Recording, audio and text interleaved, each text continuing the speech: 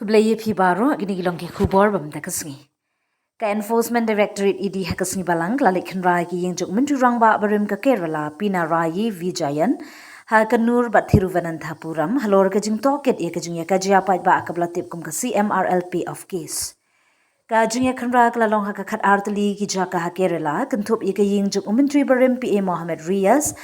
Gozi Gode, Baruki Ying Jungi Try Junga Company, Cochin Minerals and Retail Limited, CMRL. Ki officer ke idi ringkat bagi sipai CISF kla rung hagini hijaka minstep perngam, kat ba Vijayan bagi yang kasem jung ugidang don haye.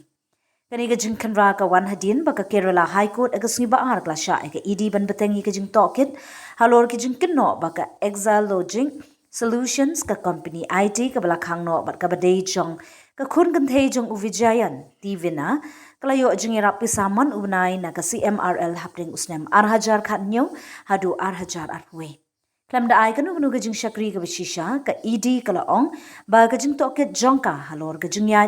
pisabean kalong ka light load na gajing toket ka ba mensha da ka Serious Fraud Investigation Office SFIO ka CMRL ka baka Kerala State Industrial Development Corporation kadon khatsau pesen benta hapo jongka. Kala thungye ka vina kum ka jingya rap IT halor ka jingya tulop man ubnai. Kane ka jingya ka jia ka sedang nadu usnem arhajar arfulai hadin baka Interim Board for Settlement IBS hapo ka Central Board of Taxes kalapan pau jing suba halor ka jingya pisa jong CMRL shikiriu shimen barki company bapher. Kentup ya ka exa Logic Solution ka IBS kala keno begini ki jingya pisa kila bande ki jingyaram